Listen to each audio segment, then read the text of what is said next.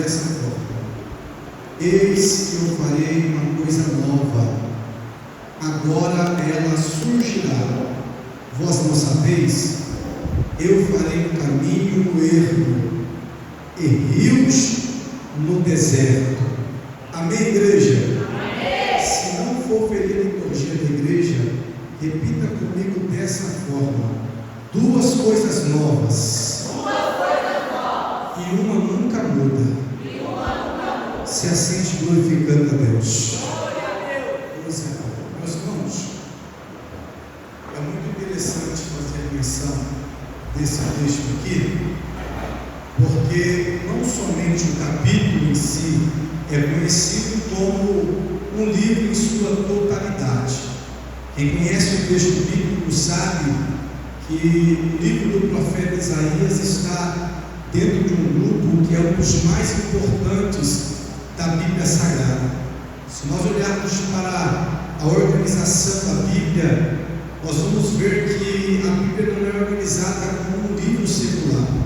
A Bíblia ela não é organizada por datas, que nós chamamos de ordem cronológica. A Bíblia é organizada por temas. E já dando menção de Gênesis e Apocalipse, tem um tema que é chamado de livros mosaicos, porque Moisés escreve os primeiros 5 livros da Bíblia, que seria Gênesis, Êxodo, Levítico, Números e Deuteronômio. Percebemos que a organização continua com os livros históricos, os livros poéticos, os livros proféticos, dando assim a organização do Antigo Testamento. Colocando em destaque o Novo Testamento, nós vemos os Evangelhos, um livro histórico que seria Atos dos Apóstolos, as cartas e um livro da Revelação, que seria o livro de Apocalipse. Como eu acabei de destacar para os irmãos, o livro do profeta Isaías é um dos temas mais importantes e se destaca diante das palavras que são dilatadas, porque dentro desse contexto nós vemos que o livro do profeta Isaías, como a própria palavra diz, é um livro profético. E diante dos livros proféticos há pelo menos 2 colunas: a coluna dos profetas maiores e a coluna dos profetas menores.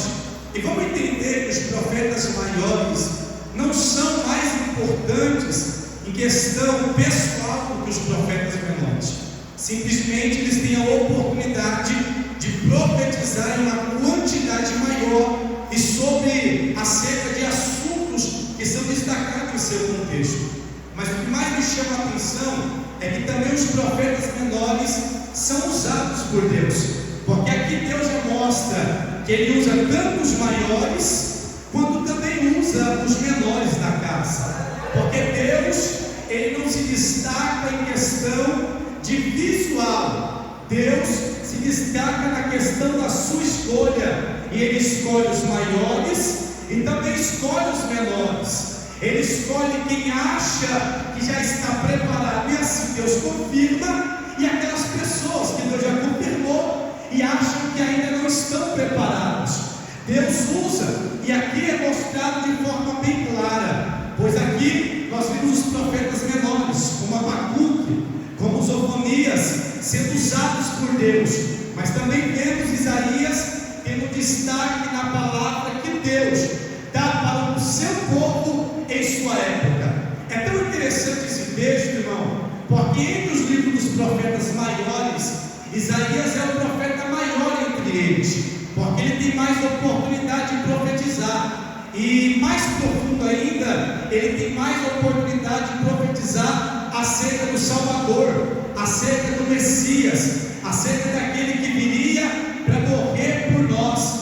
É tão verdade isso, que mais de 400 vezes aparece algum destaque no Novo Testamento, colocando em pauta aquilo que Isaías havia profetizado, porque Isaías profetiza, e no Novo Testamento nós vemos a palavra se cumprir. Assim Deus faz, Deus usa para falar, mas também chega o dia de Deus usar para concretizar. Tem pessoas que no meio da caminhada acabam desistindo porque só ouvem Deus falar, mas não esperam para ver Deus usar para concretizar. Mas essa casa que eu já percebi, pela glória, pela unção, pela presença, que é diferente, que além de ouvir aqueles que Deus usa para profetizar, ainda tem paciência para esperar Deus usar para concretizar aquilo que um dia Ele falou através da boca do profeta. Aleluia!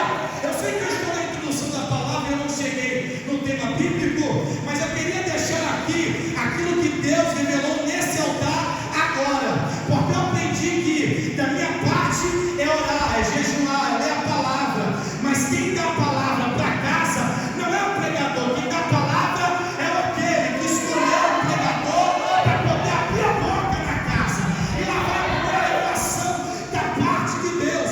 Aqui nessa casa tem pessoas que viveram e viram os profetas abrirem a boca para falar as promessas, mas Deus falou comigo: Isaac, avisa para o meu povo que os mesmos que viram a promessa vão ver também a vitória sendo concretizada. Agora está demorando, não, está chegando a hora certa de Deus colocar em pauta aquilo que eu te prometeu. Quem crê nessa palavra, levanta a mão na cara de glória, porque Ele está aqui. Eu senti o Deus da casa, pastor, e não é porque eu pastorizar, eu não tenho nada. Agora Deus tem uma palavra viva e eficaz para você. Glória, Deus está dizendo: viu a promessa, vai ver a vitória também. É tão interessante isso que um dos livros que mais cita as profecias que Isaías profere é o Evangelho segundo escreveu Mateus, porque Mateus escreve aos judeus, e os judeus são justamente o povo que tem a descendência daqueles que ouviram a promessa da boca de Isaías. Então o Mateus faz questão de toda vez que Deus cumpre algo que Isaías citou, ele vai lá e cita no livro também, porque o judeu que lê vai perceber: Deus falou, mas Deus cumpriu hoje. Deus falou, usou o profeta, mas Deus cumpriu. É tão verdade que em Mateus capítulo 21 se cumpre mais uma vez, assim como a palavra foi escrita em cima de um jumentinho, estará uma entrada gloriosa. Jesus chega na porta de Jerusalém e fala: não posso entrar. Por quê? Não pode entrar, Jesus. Eu não posso entrar, porque para entrar você tem que pegar o jumento e o jumentinho. Para quê? Só para cumprir a palavra do meu Pai. Só para cumprir a palavra do meu Pai. Se Ele disse que eu ia entrar no jumento que simboliza a humildade, é de parte da humildade que eu vou entrar em Jerusalém. Mas chega essa palavra em Apocalipse, que diz: na segunda vinda Ele não vem em cima de um jumentinho, Ele vem em cima de um cavalo branco, que simboliza a glória do Pai. E é Deus dizendo: eu falo, eu cumpro, eu falo, eu cumpro. Oh, aleluia! Deus, quando fala Deus, é aqui que Isaías deixa bem claro isso. Isaías, ele tem a oportunidade de ser o profeta maior entre os maiores por conta disso. E aqui nós percebemos que alguns vão dizer que Isaías fala tanto acerca da promessa vindoura, que alguns vão chamar o livro de Isaías de quinto evangelho. Uns vão colocar em pauta de tantas profecias acerca do Messias. É tanta profecia acerca do futuro e da maior promessa de salvação para nós, que ele é considerado por alguns teólogos que ele é um dos evangelhos. Perceba tudo isso pela quantidade de profecias. Isaías vai organizar os textos em 66 capítulos, assim como a Bíblia Sagrada era organizada em 66 livros, e é dividida em pelo menos 3 partes. O capítulo 1 ao capítulo 39, você vê Isaías apertando, colocando uma palavra mais ferrenha, uma palavra mais dura, uma palavra mais apertada. Até porque o povo de Deus está vivendo uma crise militar, uma crise temporal, uma crise de organização, e normalmente por conta da desobediência. E Deus é justo: se você obedece, Ele faz você plantar e colher diante da obediência. Agora, se você não faz aquilo que a palavra já deixou bem claro, você pode ser homem de Deus,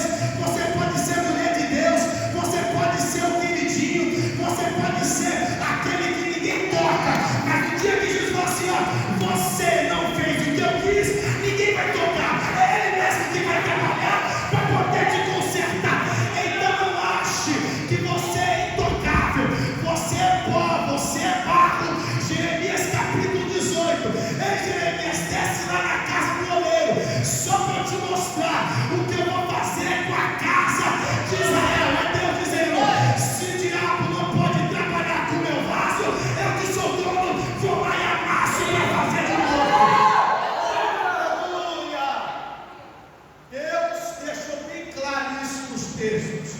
Isaías se destaca novamente por conta disso. Só que o que me chama a atenção é que o texto que é tema para essa pregação, para essa campanha, está entre o segundo ponto de organização do livro, que é do capítulo 40 até o capítulo 55, que o povo está no findar do exílio babilônico. E mais uma vez aqui se destaca que Deus havia cumprido como promessa. Jeremias capítulo 25, Deus levanta Jeremias para dizer para o povo: vocês estão em pecado de idolatria, e se vós não se converteres, certamente irão para o exílio. Não é 80, não é 60, são 70 anos que vocês vão passar no exílio. Sabe o que me chama a atenção? O povo de Deus nem ouve, e não era a primeira vez que o povo de Deus não dava crédito àquilo que Jeremias falava. No capítulo 20 do livro do profeta Jeremias, ele profetiza, e assim que ele profetiza, o povo açoita ele, o povo bate nele, a ponto de Jeremias começar a oração e dizer: o Senhor me enganou, o Senhor me deixou passado naquilo que o Senhor tinha prometido. Só que a palavra era tão forte na vida de Jeremias, que no meio da oração que ele estava se jogando em prantos, ele diz: eu até tentei não profetizar, mas uma palavra começou a queimar em meu coração, e ela saiu da minha boca, eu não pude conter, porque o Deus que me deu a palavra, ele não aceita guardar, eu tenho que pegar e entregar para aqueles que merecem. Então receba a palavra de Deus. Aleluia! Só que o povo não quis saber. Em 3 viagens os caldeus saqueiam Jerusalém. Na primeira viagem, o povo de Deus continua sem querer saber da palavra. Na segunda viagem, o povo continua sem querer saber da palavra. Na terceira viagem, o povo, os caldeus, o povo da Babilônia chega, e ao chegar em Jerusalém, eles destroem o templo de Deus. A casa de Deus física cai por terra, a casa de Deus cai, e só no dia que a casa cai, que o povo de Deus abre os olhos.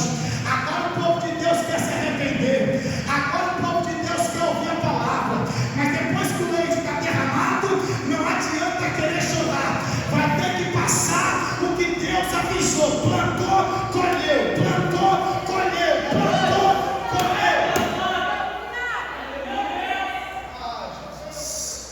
Tem gente que vem até nós como liderança: ei pastor, eu estou passando uma prova, não sei porquê. Mentira, sabe sim, plantou, colheu, plantou, colheu. E se a gente ficar calado para não te machucar, aí a pessoa ainda pode chegar e falar: olha lá, o pastor nem se importou tanto que não falou uma verdade na sua cara, para não te magoar. Está esperando o momento certo, porque nem raiz você tem ainda. Mas nessa casa, aquele que te escolheu para fazer você criar raiz. Oh glória! Nessa casa, aquele que te escolheu está fazendo você criar uma raiz. E quando o vento bater, alguém fala: vai sair, e Jesus fala: vai ficar, porque tem raiz. O vento não leva. Aleluia! Em 3 viagens vai, em 3 viagens saqueia o povo de Deus. Olha que interessante, o povo de Deus fica 70 anos. Quantos anos? 70 anos. E chega-se um desespero do povo de Deus. Essa palavra aqui é mais branda, porque no capítulo 40 ao 55 é Deus usando o profeta para poder mostrar para o povo que ainda há esperança, ainda tem como colocar tudo em seu devido, ainda tem como organizar. Eles pagaram o preço, mas vai chegar o tempo da prova acabar. Já percebeu que quando está na prova, tem gente que infelizmente não deixa Deus trabalhar na vida dele e quer que a gente continue na prova? Já percebeu que tem hora que nós estamos na prova e dá vontade de sair dela o mais rápido possível? Alguns profetas chegaram até o povo de Deus, falsos profetas, e disseram assim: ó, fica tranquilo, em 3 anos Deus tira vocês daqui, porque 3 anos é profético.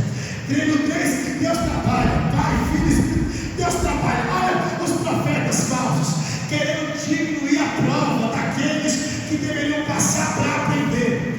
Passou-se 3 anos e eles passaram vergonha, levantaram outros profetas falsos e disseram: fica tranquilo, esses profetas que fazem não sabem de nada. O número 3 não é tão profético quanto o número 7.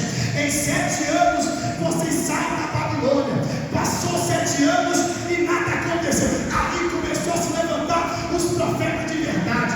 Sabe quem são os profetas de verdade? Que olha na sua cara e fala a verdade e doa aqui do ele. Tem gente que não gosta. O pastor corrige, quer ir embora. O pastor fala, não quer ficar. Mas profeta que é profeta, não fala o que quer, fala o que Jesus manda. Olha assim, cara, isso existe. Eita glória, alabajoa.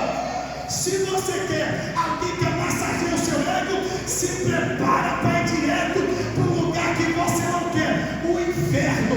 Mas enquanto você estiver numa casa que é apertada, quando você vai para a direita, alguém te puxa. Quando vai cair no buraco, alguém pega o cajado, nem precisa pelo pescoço, mas puxa para cima. Esse sim é o lugar certo.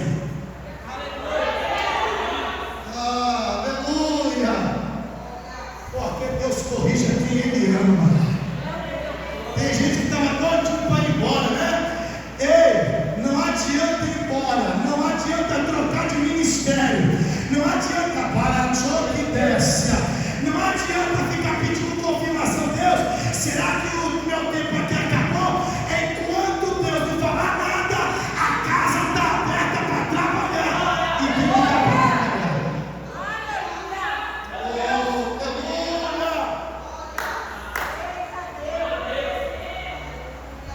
É um povo que acha que se mudar de ministério não acaba. Deixa eu contar um negócio não é com a igreja, o negócio é com você. Aonde você chegar, a prova vai junto, porque Deus quer lapidar você. Só muda a hora e o lugar, a placa, a base é a mesma.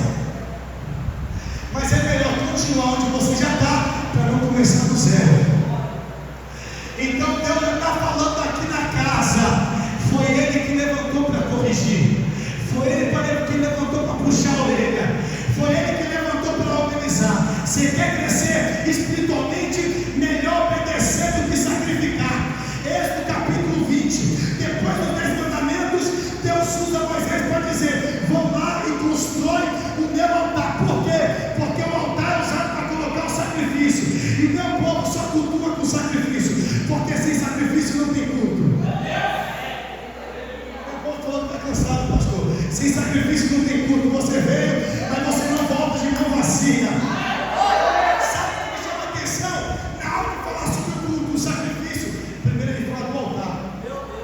Porque se o altar estiver quebrado, o sacrifício cai no chão. E sacrifício sujo, Jesus não aceita. É melhor obedecer do que sacrificar. Porque para o altar estar do jeito que Deus quer, tem que ter obediência. Tem que ter obediência. Tem que obedecer. E vou dizer mais: altar não é lugar para homem aparecer. Altar é lugar para Deus ser glorificado.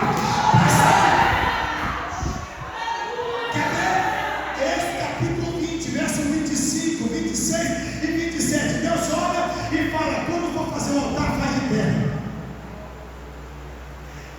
Se for fazer de pedra, não faz de pedra esculpida, porque terra não chama atenção. Pedra do jeito que veio também não. Agora, pedra esculpida, aparece a mão de quem esculpiu. E o homem tem que esculpir. E Deus vai falar assim: ó, nem tocai com as vossas ferramentas, porque se tocar, já profanaste o altar. Irmão, olha que pedra bonita. Quem olha para a pedra bonita, já pergunta: quem que lapidou? Quem é o profissional? Quem foi que fez? É por isso que Deus falou: não quero pedra esculpida, porque a pedra é para o altar. O altar é para o sacrifício, e o sacrifício é para o culto.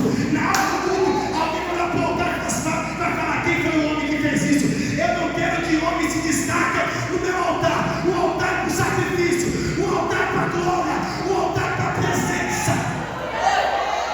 Pastor, por que você está falando isso? Porque tem gente que ainda está com a mente desvirtuada. O pastor não está me vendo.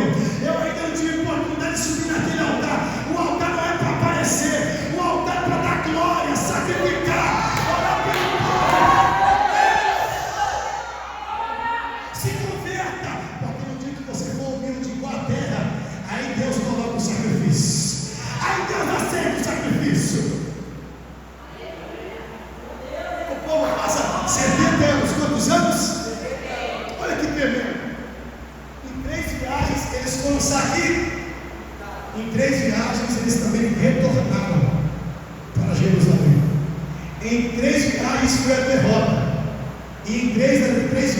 destruir a vida.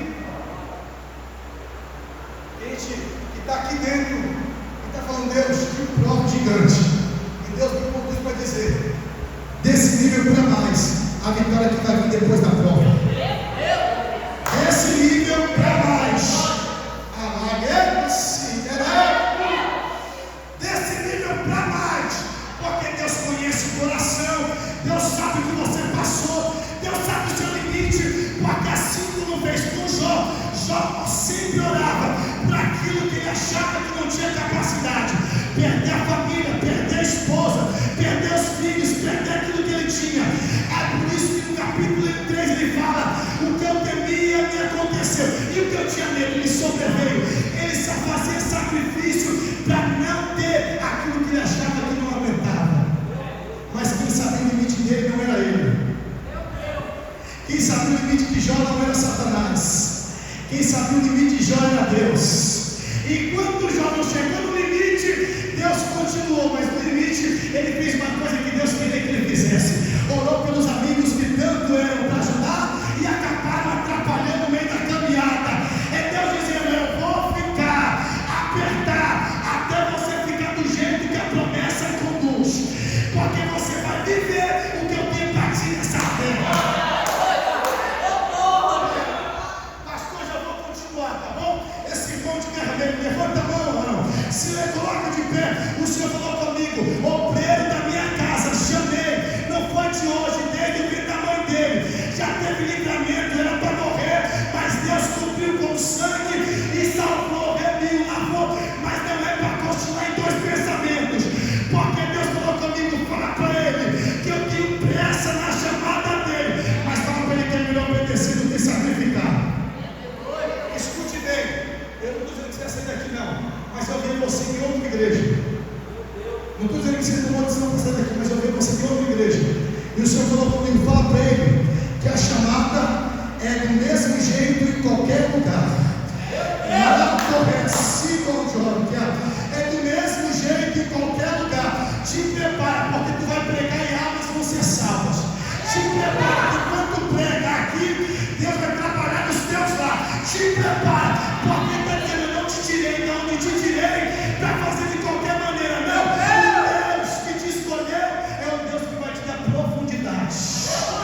E hoje, está vendo o que eu estou pregando aqui?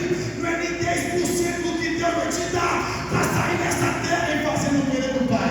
Receba da parte de Deus. Você vai ter a resposta que vai ser. Será que mais alguém está sentindo Deus nessa casa? Aleluia. 3 viagens saquearam e 3 viagens eles vão. Irmão, olha que interessante. Eu falei para vocês 3 coisas que vieram novas e uma que permaneceu a mesma. Em uma das viagens, por organização de Zorobabel, o povo volta para Jerusalém para reconstruir o templo de Deus. Aleluia. Eles até iniciam o templo. Lá no livro de Esdras você vai ver que eles iniciam a construir. Só que quando chega na base, o povo de Samaria se levanta. E assim que o povo de Samaria se levanta, o povo vai para de fazer a obra. Só porque alguém que não gostava da obra que estava sendo feita se levantou, o povo de Deus parou. Aleluia. Sem ferir a coxa da igreja, se for ferir, não faça. Encontre alguém e fala para ele assim: ó, não seja frouxo. O que Deus mandou você iniciar, continua fazendo. Quer ver um sinal que Deus é na sua vida? Assim que você começar a fazer a alicerce da obra, alguém vai se levantar para te parar. Alguém vai se levantar para colocar um breque. Alguém vai falar para você: eu acho que você não foi chamado para isso aí não. Você não tem eloquência, você não tem uma boa dicção, você não tem conhecimento, mas o Senhor falou comigo: o levante não é motivo para parar, o levante é motivo para continuar. É confirmação, Deus é contigo. É, meu Deus, é confirmação, Deus é contigo. Aleluia.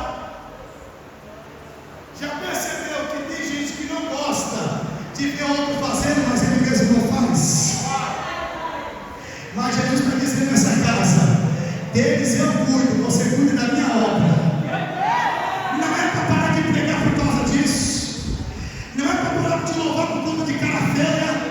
Não é para parar de dirigir culto porque alguém olhou e falou assim: você não é digno. Porque quem escolhe na casa é Deus. Quem escolhe e levanta na casa é o dono da casa. Ele está dizendo: fui eu que te escolhi. Continua, continua. É que o povo fica agoniado porque a escolha de Deus é diferente. Normalmente Deus escolhe quem ninguém acha que vai ter alguma coisa para fazer, para poder trabalhar para Ele. E Ele trabalha no tempo que Ele quiser. Tem uns que demoram anos, tem outros que acabou de aceitar Jesus.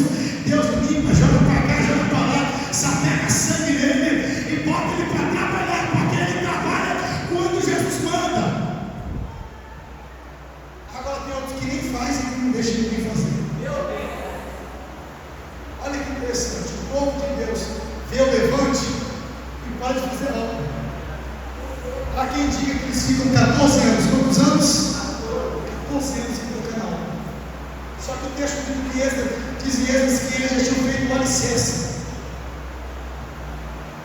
E o alicerce é o ponto principal para a casa não cair.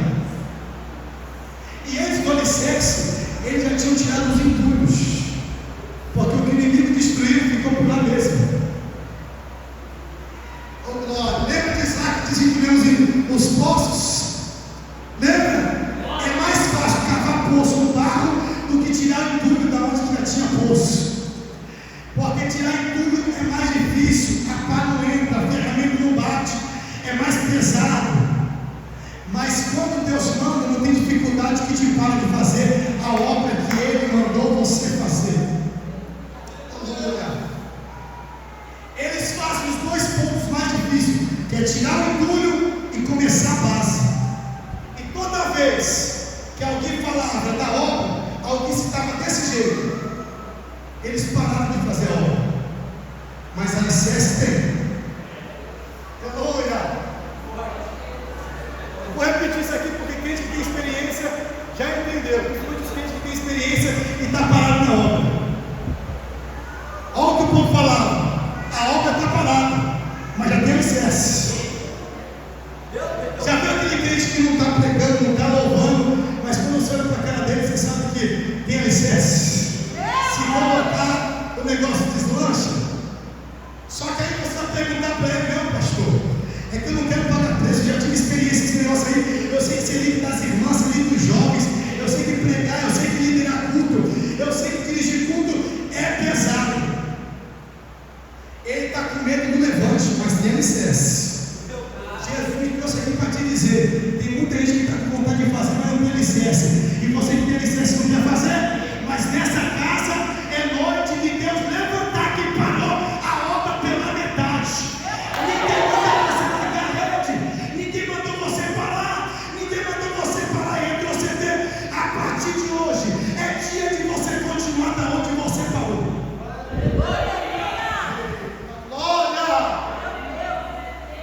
Vai continuar da onde parou.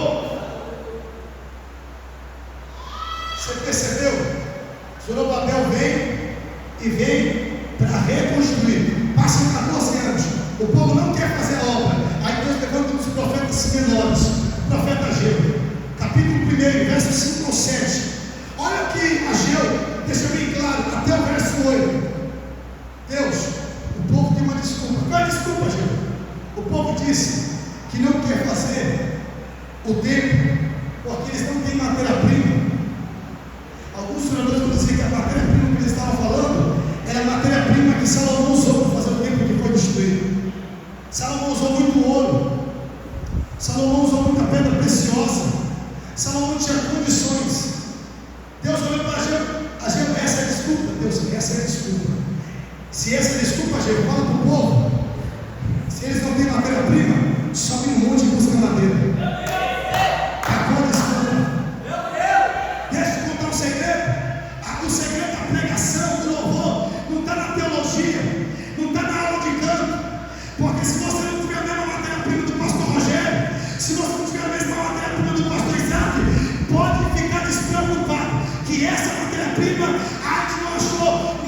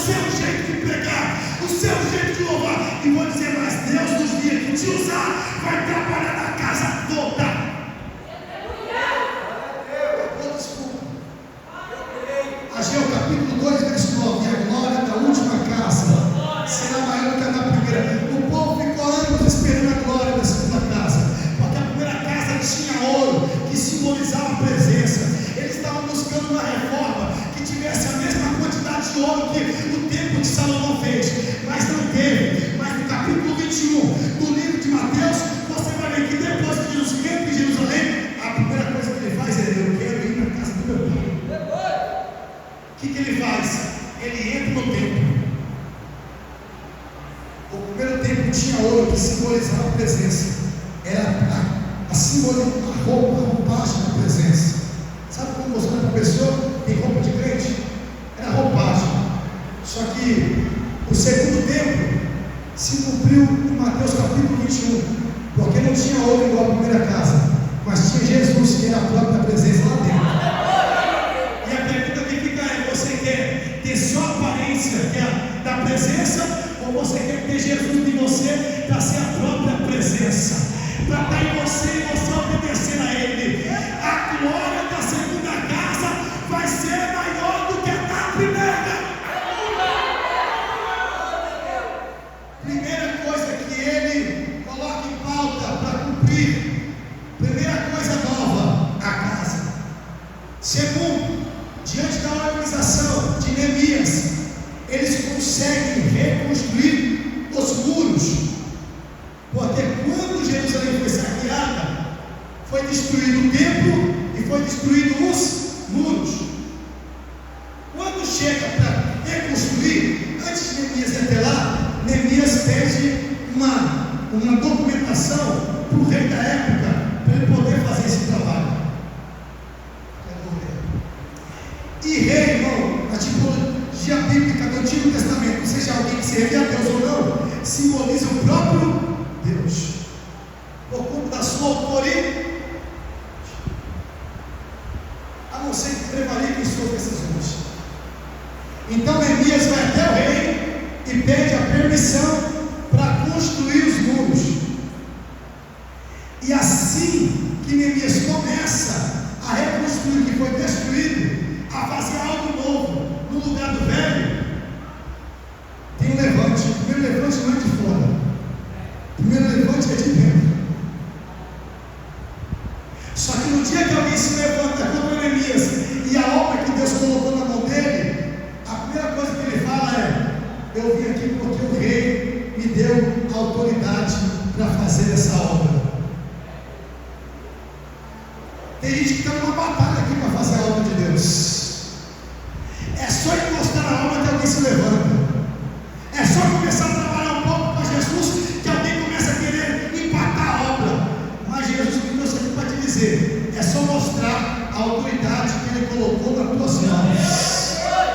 Quem te chamou e te deu autoridade foi o rei. Se alguém quiser te parar, é só falar: quem me mandou aqui foi o rei. Quem me deu autoridade foi o rei. Quem me levantou foi o rei. O rei. Aquele que me levantou foi Ele. Aleluia.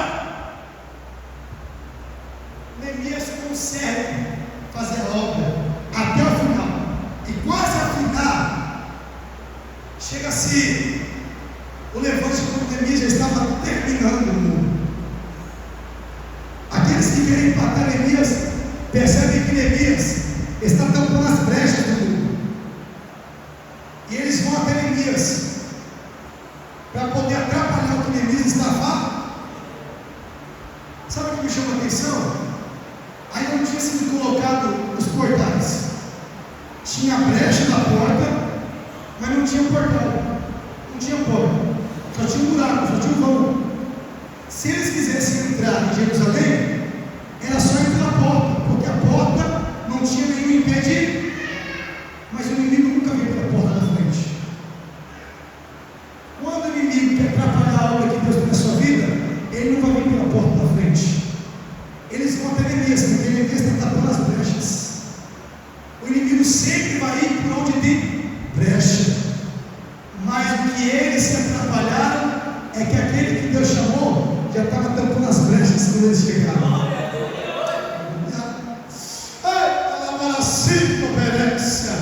O inimigo está doido para te tirar do que ele viu que Deus te colocou. Mas sabe por que não vai tirar? Porque quando ele chegar, você já vai ter tampado as brechas. Você vai ter tampado aquilo que poderia ser devastagem para você. Aleluia. Duas coisas novas: o templo e os muros. em duas viagens, uma na organização de Zorobabel e outra na organização da reconstrução dos muros por Neemias. Só que me chama a atenção que uma das viagens não é para reconstruir nada, é só para organizar. Esdras tem o seu objetivo organizar a lei, a palavra de Deus para o povo. E ao contrário de Zorobabel e Neemias, ele não ia trazer nada novo. A palavra tinha que ser a mesma. O templo era novo, aleluia. O muro era novo, mas a palavra é a mesma. Ah, Jesus. Eu estou repetindo porque tem gente que orou para essa palavra ser pregada aqui. O templo é novo, aleluia. Os muros são novos, mas a palavra de Deus ainda continua sendo a mesma. Aleluia. A promessa é a mesma.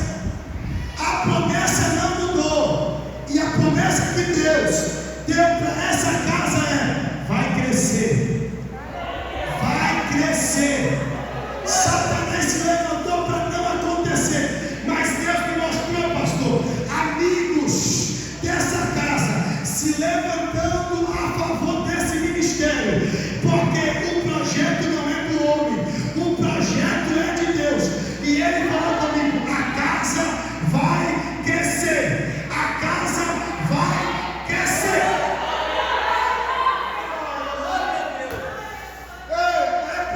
Não é palavra para demagogia, é promessa. E não fui eu que falei pela primeira vez. Eu vi uma organização com poucos membros, e Deus já falando desde o começo: vai ser grande, vai ser grande, vai ser grande. Alguém até chama de doido, para que fazer isso agora? Mas é porque está debaixo da promessa. Vai ser grande.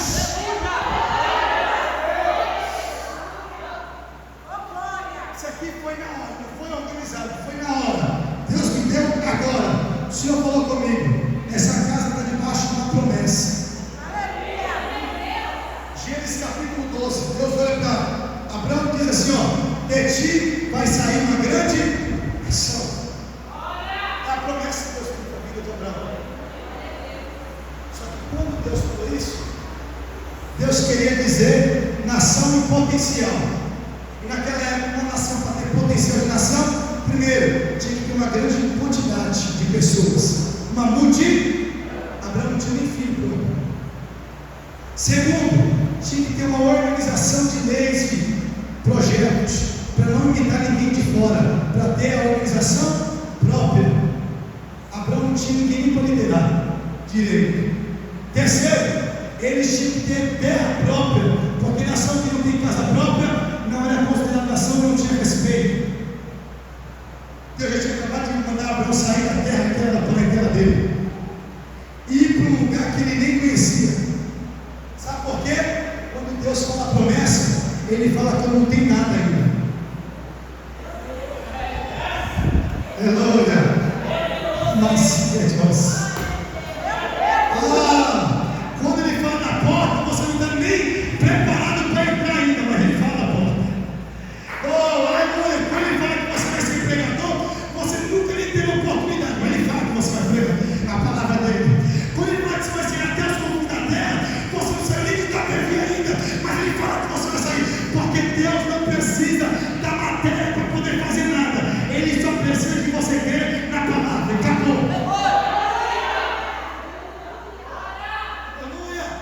E esse capítulo 1, a Bíblia fala assim: que eram 70, quantos homens? 70 homens que entraram no Egito. Não era nem um pouco do que Deus queria com nação. Mas quando José e todos da descendência morrem, a Bíblia diz que eles começam a crescer. Crescem tanto que Faraó fala e olha, fala assim: ó, eu não conheço José. Não é o texto que diz que o Faraó da época não conhecia José? Das duas uma, ou ele não conhecia mesmo, ou ele estava menosprezando a história de José. E vamos ser sinceros, irmão, que Faraó cresce aprendendo para ser Faraó e não conhece aquele que teve um carro que nunca ninguém teve na época. Então provavelmente estava querendo esquecer de quem era José. Mas toda vez que olhava para o lado tinha um hebreu, e lembrava que quem trouxe os hebreus? José. Alguém vai tentar apagar o que tu fez, mas aonde chegar, Deus vai mostrar. Eu levantei, eu usei, foi Ele que fez. Não tem como apagar aquilo que meu filho fez. Não tem como. Pode vir com calúnia, difamação, pode fazer de tudo para apagar quem você é. Jesus Cristo sempre vai mostrar para todos quem você é na presença dele. Sabe o que me chama a atenção? Quanto mais Faraó apertava, mais o povo crescia. Quanto mais sacrificava, escravizava, mais o povo crescia. Quanto mais o povo sofria, mais crescia. Para eles era uma tormenta, mas para Deus era Deus dizendo: já está começando a virar nação, estou cumprindo com a minha palavra. E é debaixo de luta, debaixo de labuta, eu estou cumprindo com a minha palavra.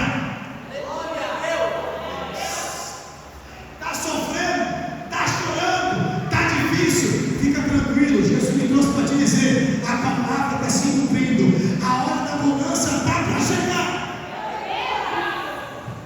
Capítulo 25 do livro do Êxodo, ele começa, ele sobe no monte para ouvir Deus falar. Moisés, como o primeiro legislador de Israel, sobe para ouvir Deus falar. E lá, Deus dá os 10 mandamentos. O negócio é tão forte, eu não entendo como tem gente que fica dizendo nada da palavra. Porque a palavra de Deus foi tão forte para Moisés, que a Bíblia diz que o monte fumegava, estremecia. Tem gente que não aguenta ouvir a palavra, não gosta da palavra, prefere o fogo, o rodopeio. Mas a palavra é o fogo, é o estremecer, é a palavra que tem poder, é a palavra que vivifica, a palavra. A palavra foi tão forte, mas tão forte, que o povo olhou para Moisés e falou: Moisés, não deixa Deus falar com a gente, não. Deixa Deus falar com você e você passa para a gente. Aleluia! Que tão forte que foi a palavra. Aí Deus vai lá e usa Moisés para dizer: ei, quando for fazer altar, não é para fazer nem Deus de ouro e nem Deus de prata. Por que Deus fala isso? Porque já estava construindo regras. E para ser nação, o povo de Deus tinha que ter suas próprias leis. Se eles não tivessem as leis próprias, eles iam imitar o povo de fora. É tão verdade isso que Moisés cita, porque Deus mandou Deus de ouro, Deus de prata, porque os caldeus que estavam na circunvizinhança estavam adorando Deus de ouro e Deus de... Em outras palavras, Deus está dizendo: eu quero que vocês façam aquilo que é como adoração, mas não é para imitar ninguém, não é pegar o de fora e imitar para trazer aqui para dentro. É o de fora que vai imitar os daqui de dentro e vai tentar entrar. Aleluia! Você não foi feito para imitar quem está lá fora. É quem está lá fora que vai olhar você como exemplo e vai vir aqui para dentro. Aleluia! Por último, tinha que ter uma terra própria.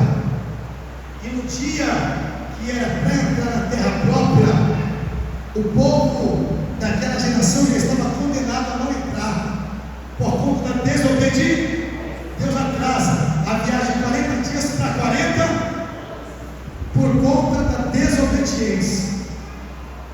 E Moisés, que é o primeiro legislador, o primeiro líder de Israel, considerado por alguns estudiosos o melhor líder fora Jesus, quando ele vai pedir para Deus: deixa eu passar desse lado para o outro e pisar na terra, a Bíblia diz aqui no capítulo 3 de Deuteronômio que o Deus de Israel se indigna com Moisés por conta do seu pedido, porque só iria entrar na promessa para concluir quem Deus escolheu, e aquela geração já estava fora. Tem algum escolhido de Deus aqui nessa casa? Pois bem, só vai entrar quem Deus escolheu. Deus só vai aguentar quem Deus escolheu. Já percebeu que tem hora que passa o vento? Tem uns que saem, tem outros que entram, tem outros que não querem mais permanecer, tem outros que estão fervorosos. Fique em paz, vai permanecer quem Deus escolheu, porque a palavra é a mesma e Ele vai cumprir com ela aqui dentro dessa casa. Aleluia!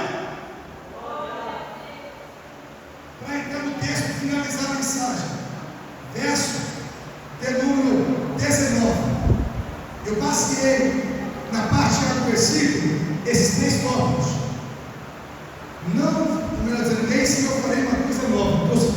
Duas coisas novas e uma que não muda, que é a palavra de Deus. Só que depois, ele coloca dois exemplos que eram considerados na época impossíveis. O caminho do erro, que é o caminho do deserto, e os rios do deserto. Dois pontos de expectativa que o povo não aguentava entender. Deus cita para mostrar a glória que ele vai resplandecer na sua atitude milagrosa. Porque no deserto você pode até fazer pegada.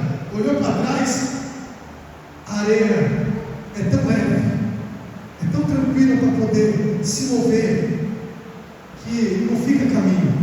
Não dá para fazer uma trilha no deserto. Alguém sempre para, mas quando é Deus que faz o caminho, pode ser areia, pode ser barro, pode ser as nuvens.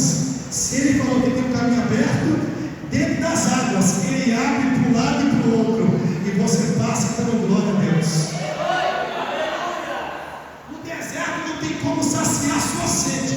Só que se é o povo de Deus que está lá no deserto, eles têm Deus na boca. E Deus falou comigo: eu estou cuidando dessa casa. Eu não estou falando só porque mudou do tempo, estou falando da casa de pessoas individuais também. Alguém que ouviu a palavra na hora do dízimo e da oferta e sentiu Deus. Sabe por quê? Você achou que não ia ter um milagre, mas Deus, quando você chegar na tua casa, vai te surpreender, porque Ele é quem te colocou para fazer essa obra. Ele não vai deixar você passar vergonha. Não vai deixar. Ele não vai deixar. Ele vai ser contigo até o final. Ele vai ser contigo até o final. Passando luta, passando prova. Porque tem pedra que é preciosa, está sendo lapidada, e não mostra que está sendo lapidada para não demonstrar fraqueza para outros. Mas o Senhor está dizendo: está chegando a hora de te honrar, filha. Meu Deus, eu já vou terminar. Levanta a mão, meu filho. O Senhor falou comigo: estou eu te lapidando. Essa prova não é para te amar você. Deus falou comigo: pedra preciosa para essa casa. Irmão, eu não sei qual é a função dela na casa, mas eu vi ela correndo de um lado para o outro, de um lado para o outro, e fazendo para Deus ver. E o Senhor falou comigo: eu sei o que tu sofre no particular por conta de se apegar à minha obra. Por isso o Deus de Israel, o que o Deus de Isaac e Jacó está falando para ti: eu vou ser aquele que vai se levantar para causar um mover essa peleja. Parece que é para a morte, parece que tem uma espada ficando de tanta dor, mas assim diz a palavra do Senhor: sou eu que te curo hoje, por dentro e por fora, e sou eu que te surpreendo. Eita, no glória da igreja, Jesus vai visitar agora. Não começou, Deus vai te renovar. E está dizendo: não é para parar, não é para pecador de si, não é para desistir e nem para se acovardar. Quando você olha e Deus fala: precisa de um abraço, não é coisa da sua cabeça, é Deus. E vai de ti se tu meter a revelação do Espírito Santo. Ele está dizendo: enquanto eu te uso aqui, eu vou lá e pelejo pela tua causa. Quem tem a vitória dela, diga glória a Deus.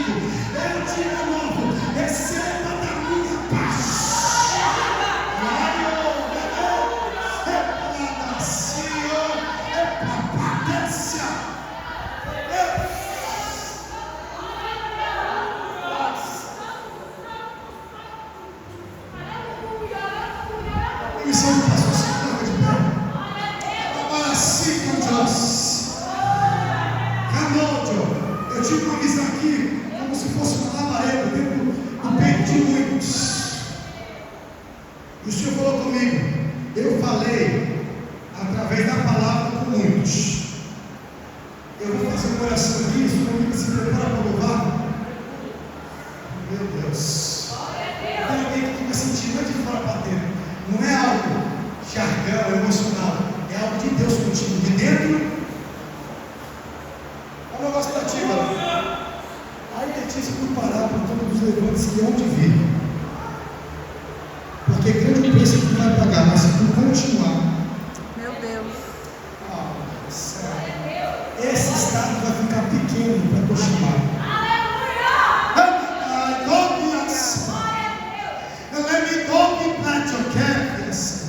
Eu fui pedindo, Deus, não para me endurecer, mas me usa. Se for mentindo, fala. Deus, não quero me aparecer, mas me usa. Deus, se for possível, conhecimento. Deus, ciência na palavra. Deus, revelação. Tu pediu? Pediste bem. Receba da parte de Deus. Vai ficar difícil, porque vai vir tanto convite em cima do obediente a casa. E ele vai ficar, meu Deus, mas fica tranquilo. Os convites que for de Deus, Deus vai tocar no coração do seu pastor para liberar. Fica tranquilo, mas seja obediente, porque esse estado vai ficar pequeno para a chamada que Deus tem.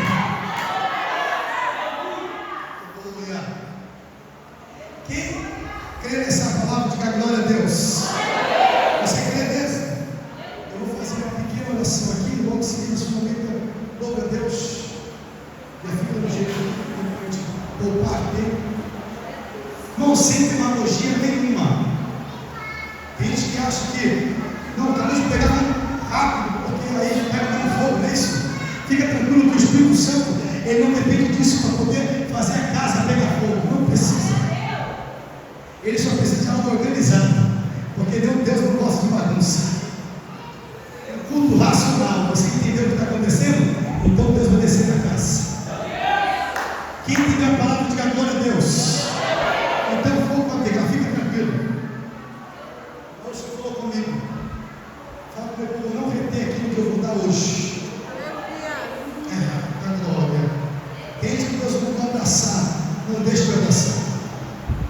Desde que Deus mandou profetizar, não deixe de profetizar. Oh, aleluia! Deus mandou, então faça. Oh, aleluia, porque Ele vai te usar muito na terra e Ele vai julgar a tua causa. Eita, 2 Crônicas, capítulo 20, já Israel nunca tinha profetizado, mas no meio do clamor, do jejum, Deus usa alguém que nunca foi usado na casa. E hoje é dia de Deus usar aquele que Ele nunca usou na casa, viu? Hoje é dia. Quem vai orar comigo, diga glória a Deus. Oremos ao nosso Deus. Deus, está aqui o teu povo, Pai. Aleluia. Eita glória. Se o Senhor é nessa palavra, Pai, se foi o Senhor que me usou aqui, se foi o Senhor comigo, Pai, Pai querido, que o Senhor venha tocar no teu povo que já está sentindo o fervor do teu Santo Espírito. Toca nesse momento, renova nesse momento. Eita, tem gente que está falando línguas estranhas, é Deus. Ele é bem doce, tem gente que está mais, Deus. Tem que não vai aguentar, tem nome. Sinta Deus, sinta Deus, sinta Deus, sinta. Eita Deus. Está tocando no fundo da igreja. Está renovando aqui na frente. O impossível vai acontecer. O impossível vai acontecer. Eita glória, olha Deus tocando. Eita, a tristeza não vai conseguir permanecer. Até a tristeza vai saltar de alegria. A tristeza não vai permanecer. Até a tristeza vai saltar de alegria. Olha Deus renovando. Olha Deus renovando. Olha Deus renovando. Olha Deus renovando na casa. É a palavra, a palavra. A palavra está queimando, está queimando. A palavra está tocando, está